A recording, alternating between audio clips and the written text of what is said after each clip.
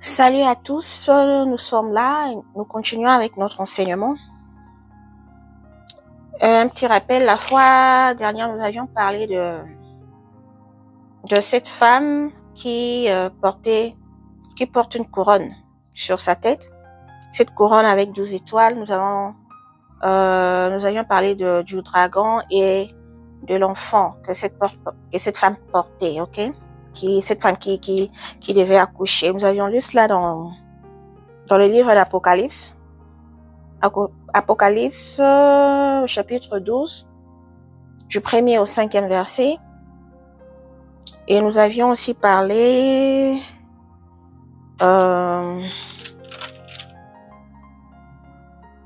du livre des Thessaloniciens,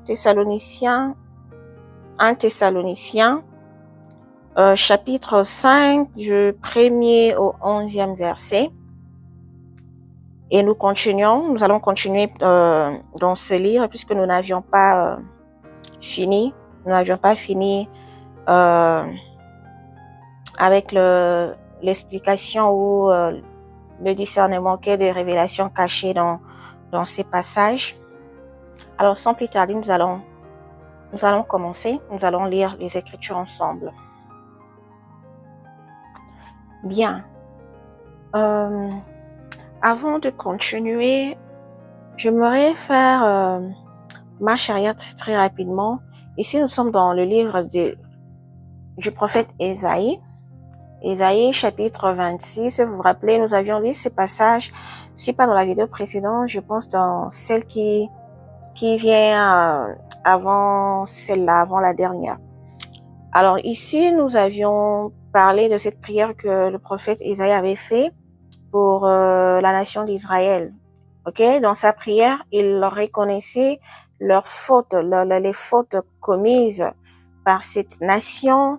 Dans sa prière, en fait, c'était comme une supplication, ok? Il le montrait à Dieu, il lui faisait savoir leurs fautes, leur reconnaissance d'avoir été désobéissants, égarés, endurcis, et que la nation reconnaissait en fait leurs péchés.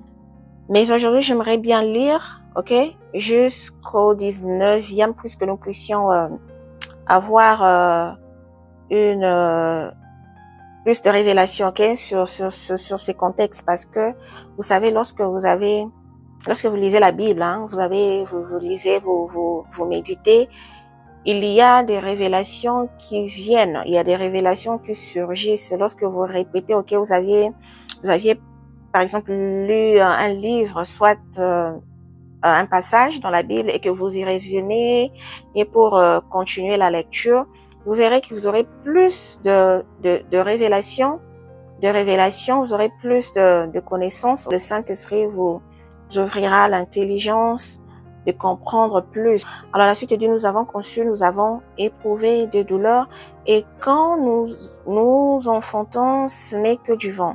Vous vous rappelez, j'en avais parlé dans ma vidéo précédente, que lorsque un peuple ou soit la nation d'Israël demeure égaré ou éloigné de l'Éternel, et c'est en ce moment que l'Éternel appelle les nations ainsi que la nation d'Israël de revenir à lui avant qu'il ne soit trop tard. Alors ce n'est qu'après l'enlèvement que plusieurs nations prendront conscience, mais il sera trop tard parce que l'enlèvement aura déjà eu lieu et ces nations devront maintenant traverser, c'est ce que nous appelons la grande tribulation. Alors ici, les Écritures nous montrent comment la nation d'Israël prendra conscience plus tard et ces douleurs d'enfantement dont nous parlons, donc elle sera obligée d'éprouver ces douleurs. Et lorsqu'elle enfantera son enfant, elle n'enfantera que du vent, c'est-à-dire qu'elle enfante un enfant, pas un enfant mais du vent, c'est-à-dire qu'elle enfante plus de problèmes. Elle enfante rien en fait, puisque cette grossesse aurait pu donner naissance à un enfant si cette nation avait été obéissant, vous voyez, obéissant à l'Éternel, si cette nation avait pris conscience tôt. Alors, la parole dit, le pays n'est pas sauvé. Donc, c'est-à-dire que l'enlèvement est fait, et la nation n'est pas sauvée. Elle n'a pas pu saisir l'opportunité. Et ses habitants ne sont pas venus à la vie. Et puis la suite dit que tes morts revivent. Alors ici, vous voyez déjà, ça change de séquence. C'est-à-dire que ici, il y a maintenant une promesse de vie qui viendra après avoir traversé ces moments de grande tribulation. La suite dit que tes morts revivent, que mes cadavres se relèvent. Réveillez-vous et tressaillissez de joie, habitants de la poussière, car ta rosée est une rosée vivante, et la terre redonnera le jour aux morts. Donc, cette rosée, nous en avions parlé plusieurs fois dans le livre d'Osée. J'en avais parlé. Ici, j'en ai donné plus de révélations, d'explications.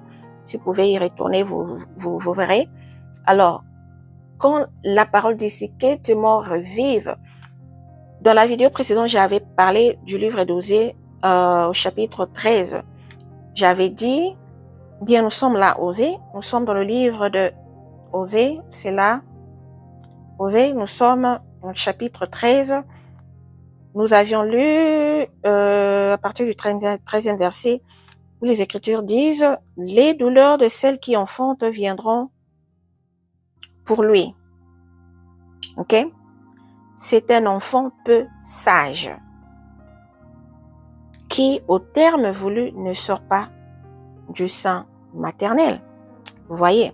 Donc, l'enfant ne sort pas au terme voulu par Dieu. Et cette femme qui porte cet enfant, qui enfante cet enfant, elle va enfanter que du vent. Donc, l'enfant ne va pas sortir. Donc, elle va continuer avec sa douleur. Vous voyez un peu? Elle va continuer à subir. Elle va continuer à expérimenter cette douleur. Parce que l'enfant n'a pas voulu sortir au moment que l'Éternel a voulu. Voyez-vous? Alors, et les Écritures, la suite dit, je les rachèterai de la puissance du séjour de mort. Alors, c'est là où je reviens. La puissance du séjour de mort. Nous avions lu dans le livre d'Apocalypse, chapitre 12, l'histoire de cette femme, du dragon et de l'enfant. Là-bas, les Écritures nous disent que cette femme a enfanté, ok, cet enfant qui doit paître les nations avec une verge de fer. Alors, cet enfant que cette femme enfante là-bas, là, il s'agit de l'enlèvement. Alors, elle enfante l'enfant, à partir des douleurs qu'elle a eues, cette femme qui vient enfanter, qui est la présence de notre Jésus-Christ, qui revient pour prendre l'Église. Il s'agit là de l'enlèvement de l'Église. Mais lorsque nous voyons cette situation ou cette histoire dans une autre version, si je peux dire comme ça, ou s'il faut discerner cela par rapport à ce que nous venons de lire dans le livre de Ésaïe, là-bas, on nous montre l'aspect, un autre aspect de cette femme qui veut représenter une nation, ok, soit la nation d'Israël ou n'importe quelle nation de la terre qui ne saura pas saisir l'opportunité de l'enlèvement. Ok, ces nations qui sont égarées. Cette nation, parce que la femme, ici, d'après mon discernement, il s'agit d'une nation. Il peut s'agir de la nation d'Israël et de n'importe quelle nation. Donc, cette femme représente une nation.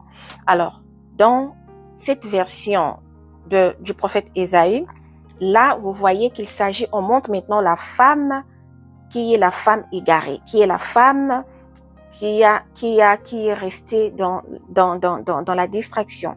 La femme qui n'a pas su se débarrasser de ses douleurs d'enfantement.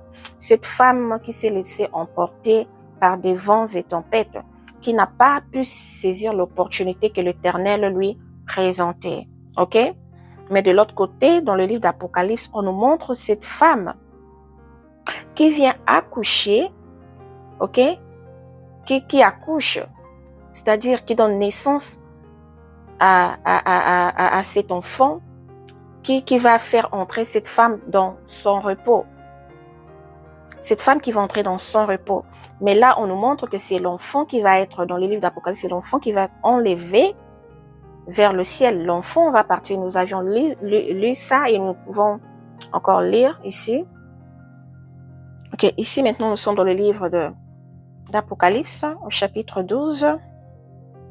Là, nous allons lire à partir, on peut commencer là. Nous allons lire à partir, c'est dans du 4e verset, mais on commence là où on parle du dragon. Les Écritures disent, les dragons s'éteignent devant la femme qui allait enfanter afin de dévorer son enfant lorsqu'elle aura enfanté. Et on dit, elle enfanta un fils qui doit paître toutes les nations avec une verge de fer. Et son enfant fut enlevé vers Dieu et vers son trône. Et la femme s'enfuit dans le désert où elle avait un lieu préparé par Dieu afin d'y être nourrie pendant 1260 jours, qui représente les 3 ans et demi de la grande tribulation. Alors, vous voyez cette femme ici, elle enfante l'enfant, ok? Elle se débarrasse de ces douleurs tout en restant sur la terre, et elle devra traverser cette période de grande tribulation qui est de 3 ans et demi, soit 1260 jours. Et pourquoi reste-t-elle sur la terre? Parce que elle n'a pas non plus su retourner vers son maître qui est le Seigneur. D'une certaine manière, oui. Mais elle a eu cette grâce d'être épargnée ou d'être gardée quelque part. Et c'est elle qui bénéficiera des ailes de l'aigle pour s'enfuir dans les déserts. Alors, qui est cette femme?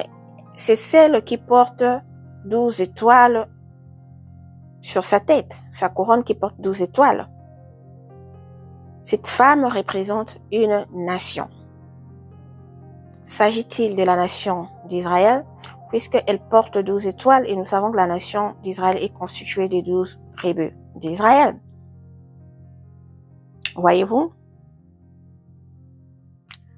Voilà pourquoi je dis que cette nation représente cette femme représente une nation, et elle peut représenter et la nation d'Israël, et elle peut représenter et n'importe quelle nation de la terre, puisqu'il s'agit de toute l'humanité. Ok? Alors, maintenant, lorsque les Écritures nous disent, ici, nous sommes de retour dans le livre de Osée, nous sommes là, de retour dans le livre de Osée. Ici, maintenant, lorsque les Écritures nous disent, ici, la promesse que l'Éternel fait à son peuple, je les racheterai de la puissance du séjour de mort et je le délivrerai de la mort. Quelle est cette puissance du séjour de mort? Ici, nous comprenons déjà qu'il s'agit de la traversée de la grande tribulation, ok? La période du règne de la bête. Et ces nations qui resteront sur terre feront face à la puissance du séjour de mort. Ces nations verront, ok? Elles vont expérimenter, elles vont voir la puissance du séjour de mort en face comme ça. Elles vont vivre cela. Et quelle est cette puissance? Lorsque nous retournons ici, dans le livre d'Apocalypse, nous sommes là, dans le livre d'Apocalypse, chapitre 13, qui parle de la mort, de la bête qui monte de la mer, et celle qui monte de la terre. Et voilà maintenant cette version de la bête qui monte de la terre. Quand vous voyez la terre, ça veut dire l'abîme, en dessous de la terre, de l'abîme. Où se trouve l'abîme? C'est le séjour de mort. Alors, voilà pourquoi l'Éternel, les Écritures disent que l'Éternel dit que je les délivrerai de la puissance du séjour de mort après avoir traversé la grande tribulation. Mais ces nations ou ces peuples qui resteront, qui rateront l'enlèvement, devront traverser, devront faire face à la puissance du séjour de mort. Et voilà, cette puissance du séjour de mort qui vient s'incarner en humain, ok? Qui vient dans un corps, habiter dans un corps. Donc, la terre va faire face au séjour de mort comme ça, tête à tête. Et voilà, celle qui va incarner le séjour de mort en lui ou en elle, ok, de cette bête ou de l'antéchrist. Il s'agit bel et bien de la bête qui monte de la terre. Qui monte de la terre, qui veut dire qui monte de l'abîme. Donc, qui vient du séjour de mort. Qui vient maintenant pour faire la guerre aux habitants de la terre. Donc, les habitants de la terre vont rencontrer la mort face à face, vont vivre avec elle. Elles vont l'expérimenter, elles vont faire face, elles vont s'affronter. Ok? Donc, je vais dire, ils vont s'affronter, les habitants, ok?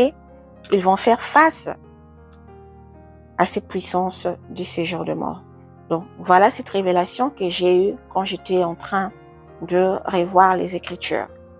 Voici cette puissance du séjour de mort qui est la bête qui montera de la terre ou de l'abîme qui représente le séjour de mort. Bien, maintenant nous allons retourner dans notre livre de Thessaloniciens pour continuer. Bien, là nous sommes de retour. Nous sommes dans le livre de Thessaloniciens, dans 1 Thessaloniciens chapitre 5, et nous étions arrêtés là où les Écritures nous disent, car vous savez bien vous-même que le jour du Seigneur viendra comme un voleur dans la nuit.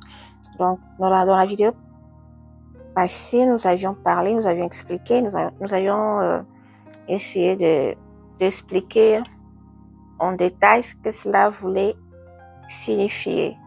Nous avions aussi lu dans le livre de Matthieu chapitre 24, du 42e au 51e verset. C'était en fait pour donner la raison, la raison pour laquelle la venue de notre Seigneur Jésus-Christ devait se passer ainsi. Nous avions lu là-bas, les Écritures nous a parlé, nous a donné la raison, le motif de cette venue, de ce retour de notre Seigneur, de ce retour imprévisible, hein, si je peux dire comme ça. Ce retour qui n'est pas connu, ok? Un retour brusque. Un retour qui vient surprendre en fait l'humanité. Alors aujourd'hui nous allons continuer. Quand les Écritures nous disent qu'il viendra comme un voleur dans la nuit. Alors aujourd'hui nous voulons chercher à comprendre pourquoi la nuit. Qu'est-ce que la nuit vient faire ici? Pourquoi notre Seigneur reviendra-t-il comme un voleur dans la nuit? Que veut représenter la nuit? Que veut dire la nuit? Quelle est cette révélation cachée? Ok? Ici, nous voulons comprendre ensemble. Alors, nous allons essayer de discerner ensemble ce que cela veut dire.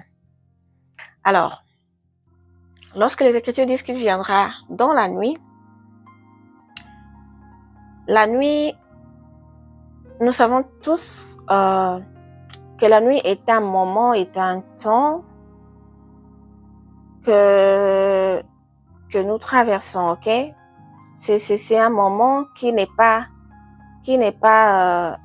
éternel, c'est-à-dire c'est un moment qui vient pour rester pendant des heures et puis passer, ok? Laisser la place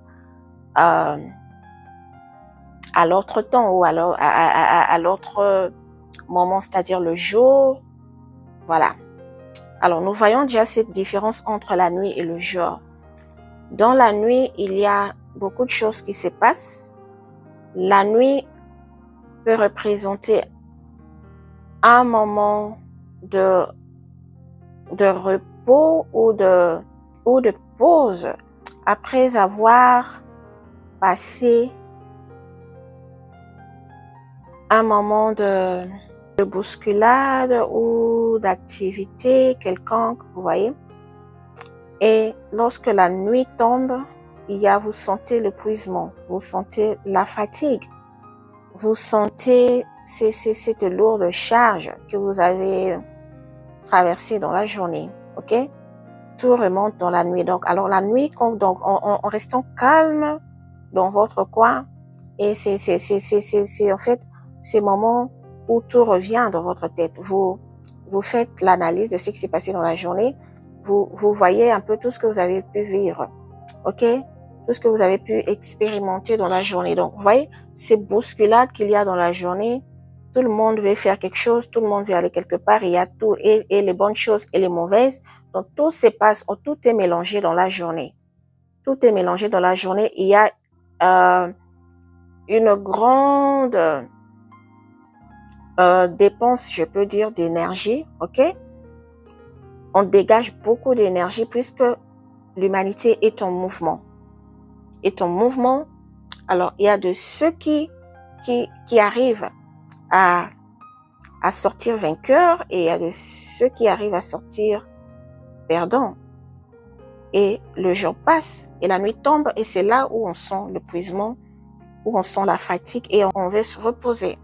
Alors, c'est cette nuit ici, s'il faut discerner, représente un moment où l'humanité sera épuisée. Épuisée par tout le vent qui l'entoure, qui l'a entouré durant sa journée. Épuisée et parfois même il y a des douleurs qui continuent même, ok? Qui continuent à persister. Même dans la nuit, il y a de fortes douleurs. Dans la nuit peut représenter l'obscurité dans la vie d'une personne. La nuit peut représenter le blocage. La nuit peut représenter, en fait, il fait noir dans la nuit et on ne voit pas clairement où l'on met le pied, où l'on va. Donc, vous voyez que vous n'avez pas une vision claire dans la nuit. Donc, ça représente tout. Ça représente toutes les situations qui peuvent embrouiller, qui viennent bousculer la vie d'une personne. Alors, pendant ces temps, il y a de ceux-là qui sont plus violents ou vaillants, qui peuvent résister. Ok, pendant ces temps difficiles, il y a de ceux qui tiennent le coup, qui continuent à se battre jusqu'à temps que le jour vienne. Et il y a de ceux qui succombent, ok, qui succombent dans leur marche, qui n'arrivent plus à avancer et qui tombent et qui se laissent emporter et qui se laissent complètement épuiser et qui perdent l'espoir, ok? Alors, c'est cette nuit dont nous parlent les Écritures. Alors, ça veut dire que la venue de notre Seigneur Jésus-Christ se fera pendant que l'humanité sera en train de traverser les moments très durs, les moments difficiles où l'on ne voit que des ténèbres, pas de lumière, puisqu'il s'agit de la nuit. Cette nuit qui représente ce manque de vie, manque de lumière, manque d'énergie, manque d'espoir, ok? Où tout le monde, où les nations, les peuples habitants de la terre sont épuisés. Et parmi eux, il y aura de ceux qui perdront la foi. Ceux-là qui ne seront pas aussi forts, qui ne pourront pas tenir et attendre notre Seigneur Jésus-Christ.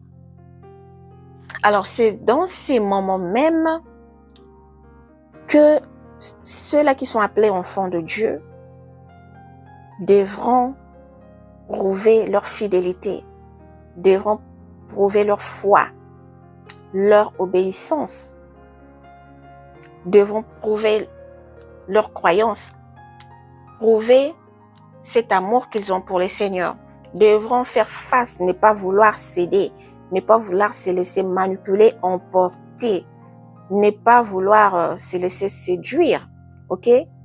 Parce que lorsque le monde est dans les troubles, il y a des difficultés, des problèmes, il y a de ceux qui acceptent de vendre leurs âmes à cause de l'argent, à cause de difficultés, beaucoup de choses. Alors beaucoup succomberont, beaucoup livreront leurs âmes pour de l'argent, pour le bien de ce monde, parce qu'il fait tellement noir.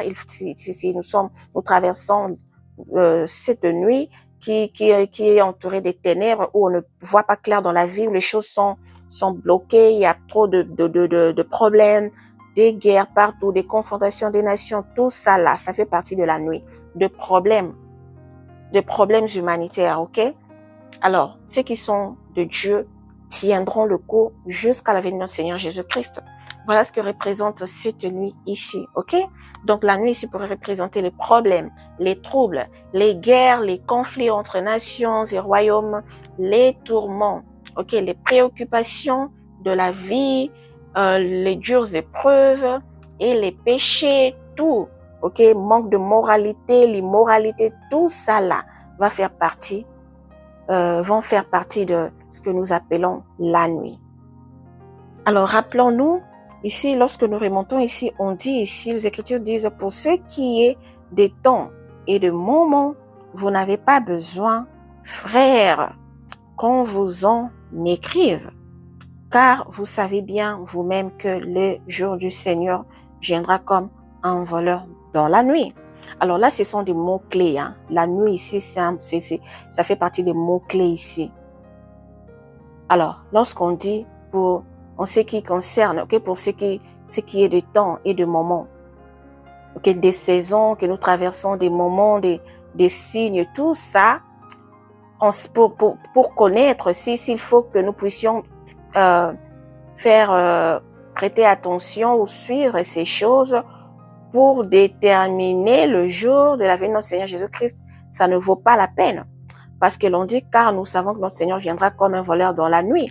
Alors la nuit ici, c'est le mot-clé principal.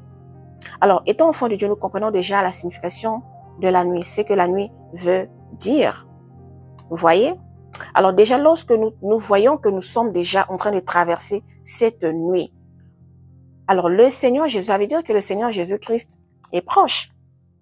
Ok? Il est proche, sa venue est proche.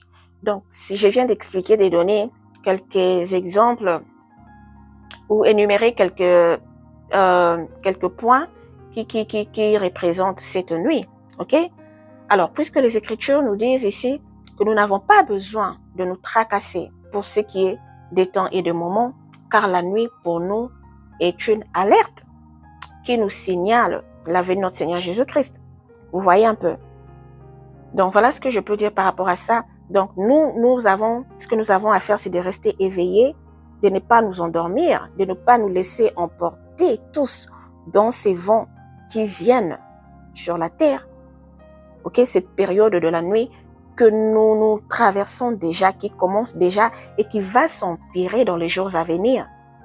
Bien, la suite dit, quand les hommes diront paix et sûreté, alors une ruine soudaine les surprendra,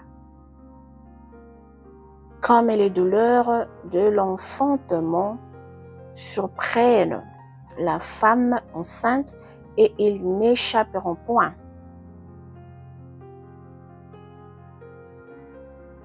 Bien, pour que les hommes, ok, pour que les hommes aillent dire ou déclarer ou proclamer paix et sûreté,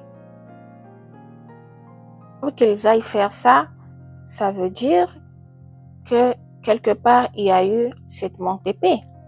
Ça veut dire que quelque part il y a eu des troubles. Ils ont été en guerre entre eux, ces hommes. Ils ont été en guerre, ils se sont confrontés, ils se sont affrontés entre eux. Et finalement, ils se disent, nous devons chercher la paix. Voyez-vous? Donc, nous comprenons qu'il y aura une traversée de cette nuit qui représente ces fortes douleurs d'enfantement. Cette nuit qui vient représenter le problème sur la terre, le problème dans toute l'humanité, entre les nations. Voyez-vous cela?